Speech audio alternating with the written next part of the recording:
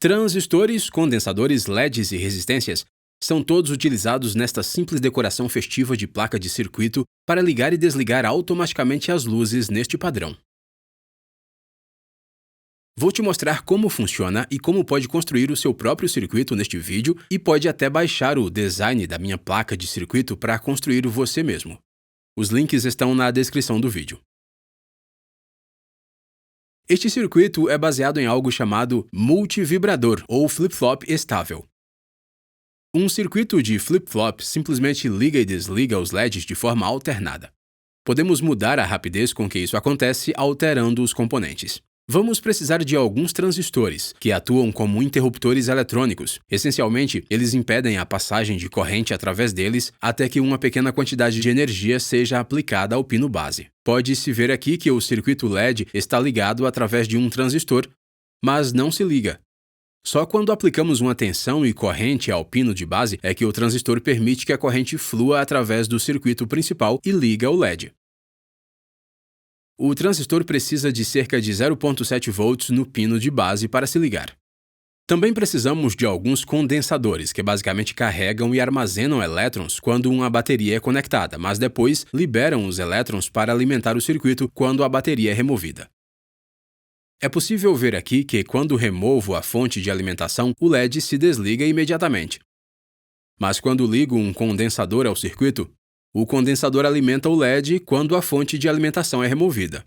Podemos diminuir o tempo de carga e descarga do condensador ligando-o a uma resistência. Estas limitam a corrente, o que significa que limitam quantos elétrons podem passar através do fio e, portanto, entrar ou sair do condensador num determinado período de tempo. Em seguida, usamos alguns LEDs que basicamente produzem luz quando os elétrons passam por ele. Estes são muito sensíveis à corrente e serão destruídos se for permitido a passagem de muitos elétrons através deles. Assim, precisamos ligar uma resistência para protegê-los.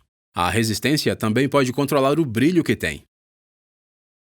O esquema do circuito para uma simples inversão de marcha tem este aspecto. Podemos então convertê-lo num circuito físico usando uma placa de ensaio, e recomendo fortemente que tente construir isso você mesmo para o ajudar a compreender como funciona.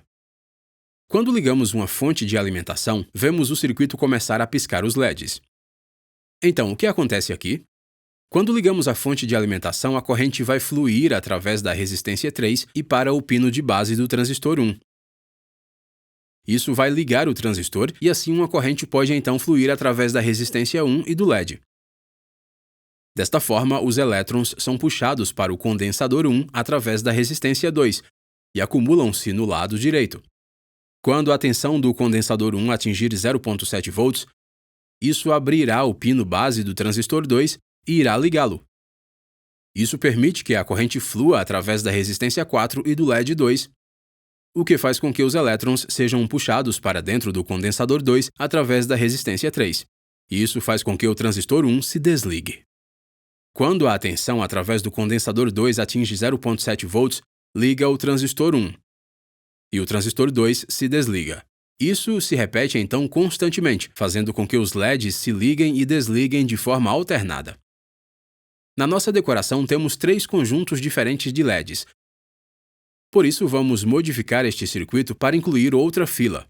O condensador 1 liga ao transistor 2, o condensador 2 liga ao transistor 3 e o condensador 3 liga de volta ao transistor 1. Para a fonte de alimentação, não podemos utilizar baterias padrão porque são muito grandes. Em vez disso, utilizaremos uma célula de 3 volts, uma vez que estas são compactas. Vou usar uma CR2450 de lítio, porque estas têm uma grande capacidade de energia. Precisamos então de um interruptor para ligar e desligar o circuito. A decoração precisa de vários LEDs para se ligar ao mesmo tempo. Temos 5 LEDs por transistor. Como só temos um fornecimento de 3 volts, só podemos utilizar LEDs com baixas tensões de avanço, tais como vermelho e amarelo. Temos que ligá-los em paralelo para que todos eles tenham a mesma tensão. Se estivessem em série, a queda de voltagem seria muita. A tensão de avanço do LED é de cerca de 1,8 volt.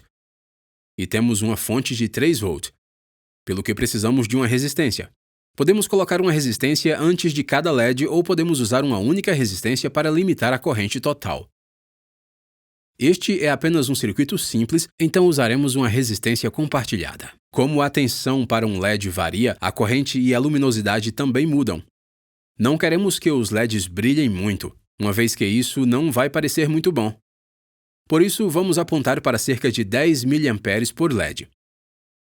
Como temos 5 LEDs, juntamos para obter 50 mA. 3 volts da bateria subtraem os 1,8 volts do LED, deixando-nos com 1,2 volts que precisamos remover.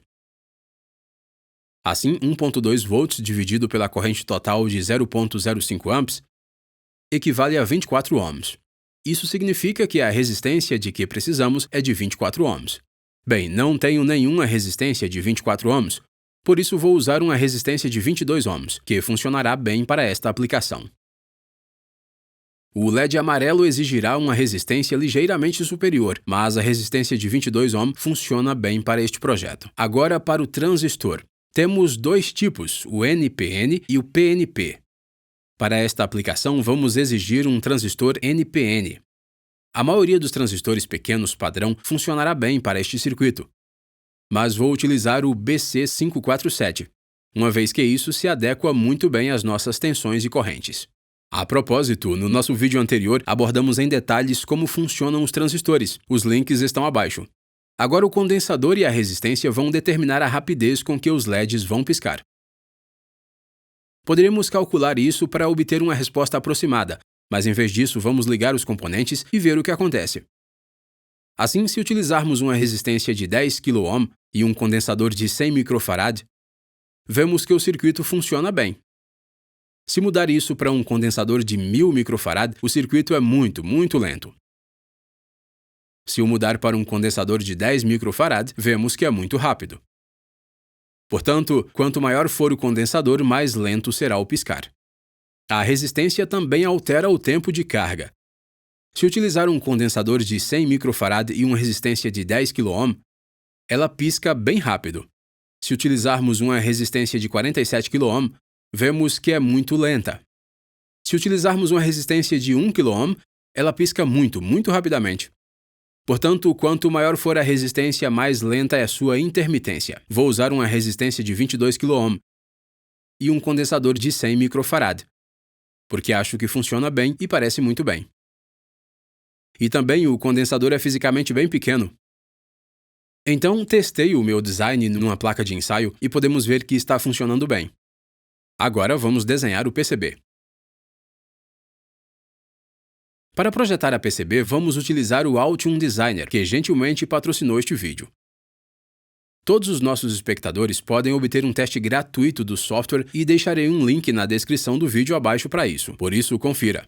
Ok, então vou fazer uma rápida apresentação desta parte, mas começamos um novo projeto e depois começamos a adicionar os nossos componentes. Existe uma funcionalidade embutida para isso, mas estou usando um add-on, o que torna um pouco mais fácil a simples importação de um website de fornecedores. Felizmente para esse projeto, muitos dos componentes são os mesmos para os que possamos duplicar e depois arranjá-los. Depois começamos a ligar os componentes em conjunto, ligando os LEDs, o condensador, as resistências, a fonte de alimentação e também os transistores e o interruptor.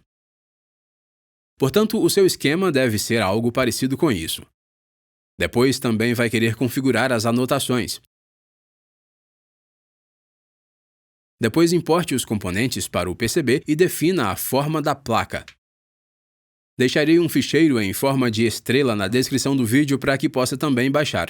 Depois, coloque os componentes no tabuleiro pela ordem que desejar até que se pareça com isso. É importante colocar os LEDs na ordem correta. Grupo 1, Grupo 2 e Grupo 3. Depois, utilizaremos a rota automática para ligar tudo em conjunto, mas devemos então inspecionar a placa e fazer quaisquer modificações se necessário. Depois disso, criamos o polígono e finalmente exportamos os ficheiros. E esta é a placa desenhada. Agora só precisamos encomendar e construir. Para encomendar a PCB, basta irmos a jlcpcb.com, que também gentilmente patrocinam este vídeo. Eles oferecem um valor excepcional com 5 placas de circuito a partir de apenas $2. Deixei um link na descrição do vídeo, confira. E não se esqueça que pode baixar o meu ficheiro PCB usando também o link na descrição do vídeo.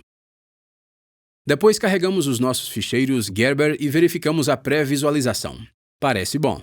Podemos então mudar a cor da placa se quisermos, mas deixo verde e depois vou para o checkout.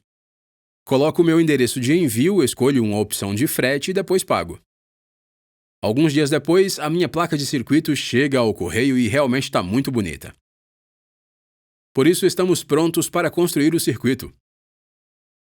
Agora que a nossa placa de circuito chegou, podemos começar a soldar os componentes à placa. Não demora muito tempo e, no final, devemos ter algo assim. Assim, quando ligo a fonte de alimentação e ligo o circuito, vemos as luzes piscando em sequência.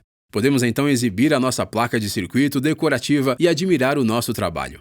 E aí, o que você achou? Escreva nos comentários abaixo. A propósito, agora você pode construir ainda mais circuitos assistindo esses outros vídeos na tela. Não se esqueça de nos seguir no Facebook, LinkedIn, Instagram, Twitter, TikTok e em engineeringmindset.com.